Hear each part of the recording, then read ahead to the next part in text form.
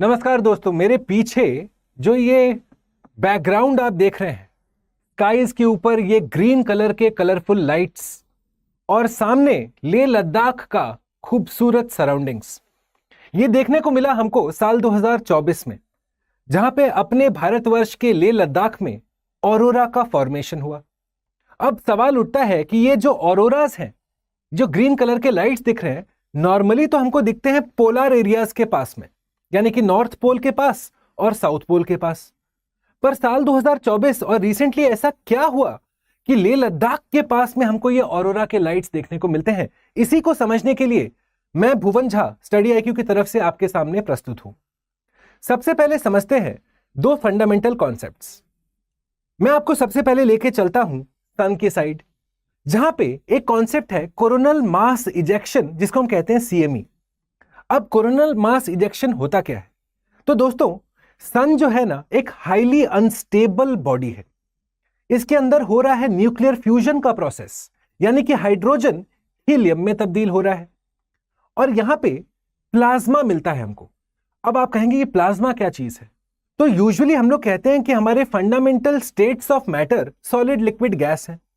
चौथा एक fundamental state of matter, उसे कहते हैं प्लाज्मा, जो होता है इलेक्ट्रिकली चार्ज्ड गैस। वैसे अगर आप फिजिक्स के स्टूडेंट होंगे तो आप जानते होंगे कि एक fifth fundamental state of matter होता है, जिसको हम कहते हैं बोस आइंस्टाइन कॉन्डेंसेट, पर उसकी आवश्यकता फिलहाल के लिए नहीं है।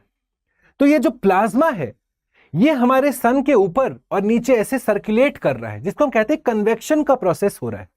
कन्वेक्शन क्या होता है जानते हैं? कोई भी गर्म चीज धीरे धीरे ऊपर आती है, ठंडा होता है और फिर वापस नीचे चली जाती है।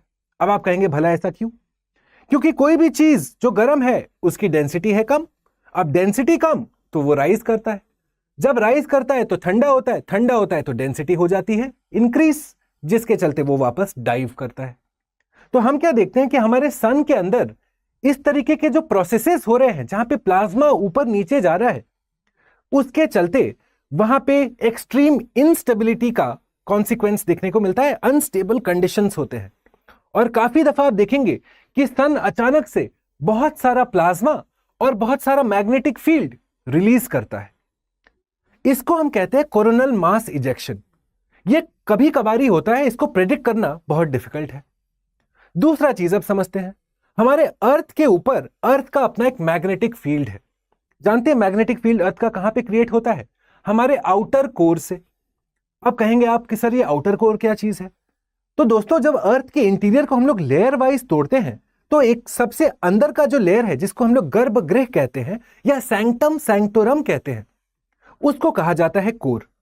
एक है इनर कोर, जो होता है सॉलिड स्टेट में, और फिर उसके ऊपर है आउटर कोर, जो होता है लिक्विड स्टेट में।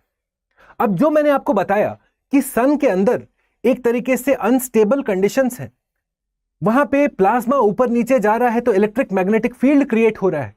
कुछ ऐसा ही हमारे आउटर कोर में हमको देखने को मिलता है, जहां पे वो जो लिक्विड स्टेट में मटेरियल है, नीफे लेयर, निकेल और फेरस, वो भी ऊपर नीचे हो रहा है, जिसके चलते हमारा एक जियो डायनेमो क्रिएट होता है। क्योंकि अर्थ एक रिवॉल्विंग बॉडी भी है, रोटेटिंग बॉडी भी है, तो एक जियो डायनेमो क्रिएट होता है, जिसको हम कहते हैं अर्थ्स मैग्नेटिक फील्ड। तो सबसे पहले मैंने समझाया आपको कोरोनल मास इजेक्शन, फिर हमने देखा अर्थ्स मैग्नेटिक फील्ड, और हम देखते हैं कि ये अर्थ को डेली बेसिस पे सन का जो हार्श सोलर विंड्स आ रहा है, चाहे वो कोरोनल मास इजेक्शन हो या दूसरे इवेंट्स हो, सोलर फ्लेयर हो रहा है, ये सारा एनर्जी जो सन की साइड से आ रहा है, वो हमारे मैग्नेटिक फील्ड्स डिफ्लेक्ट करते हैं। इसीलिए ये इंपॉर्टेंट है। क्या आप जानते हैं, जब नया नया अर्थ बना था, जब हमारा कोर वेल डिफाइंड नहीं था, जब डिफरेंशिएशन का प्रोसेस नहीं हुआ था, तब हम देखते हैं कि यही हार्श सोलर विंड्स आए और हमारे अर्थ के प्राइमोर्डियल एटमॉस्फेयर हाइड्रोजन हीलियम को उड़ा के ले गए थे।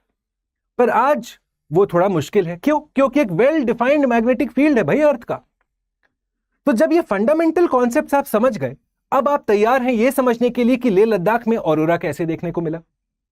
सबसे पहले समझिए, जो मैं आपको बता रहा था कि हमारा churning motion on the sun, plasma का ऊपर आना फिर नीचे जाना, उसके चलते उसका एक मैग्नेटिक फील्ड क्रिएट होता है, उसके चलते प्लाज्मा क्रिएट होता है। Plasma is electrically charge form of gas, और उसी को हम देखते हैं कि इस प्लाज्मा और इस सन के अपने डायनेमो के क्रिएशन के चलते सन का मैग्नेटिक फील्ड का रिवर्सल होता है। इसको हम कहते हैं solar cycle.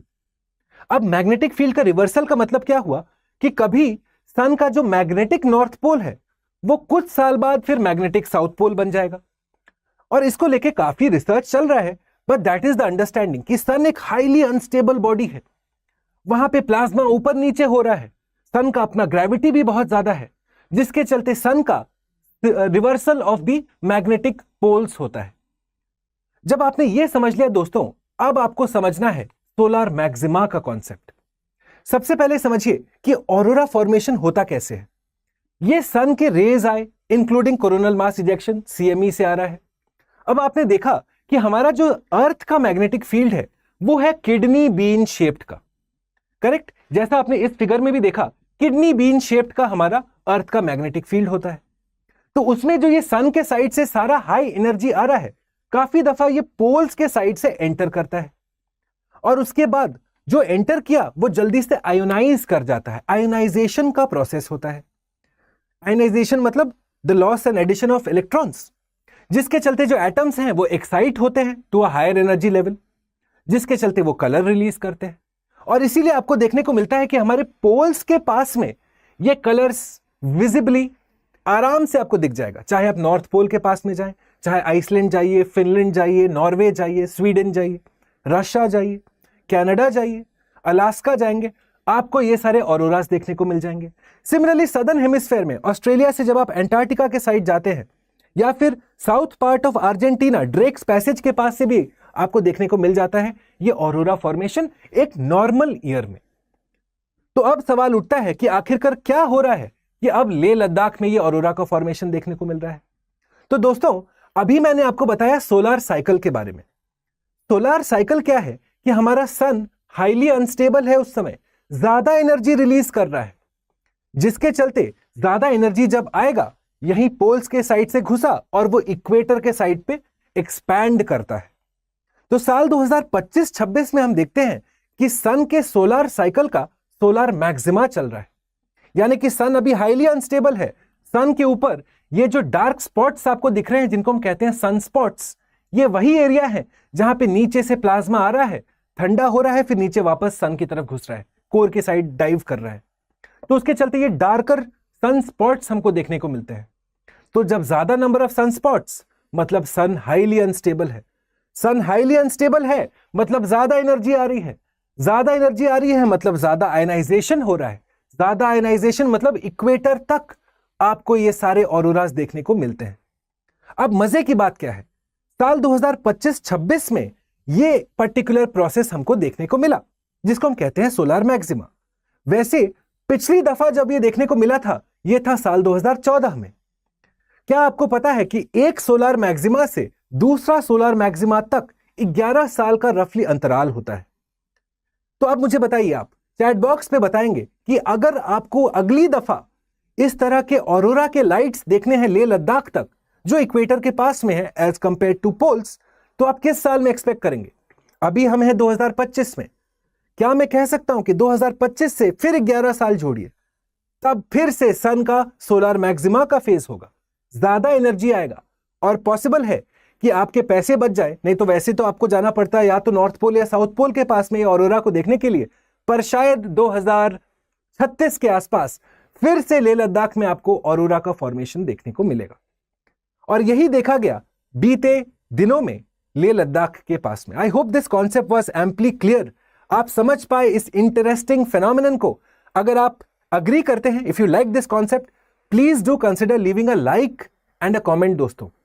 On that note I will take your leave once again. अगर आप 2026 के बैच के लिए जुड़े रहे या फिर IBACIO के बैच के लिए जुड़े रहे, मेक श्योर आपका स्पेशल कूपन कोड, आपका डिस्काउंट कोड है BALIVE। Believe in BA Live दोस्तों, because excellence comes with experience. Thanks for watching. I shall see you very soon with my next presentation. तब तक के लिए नमस्कार।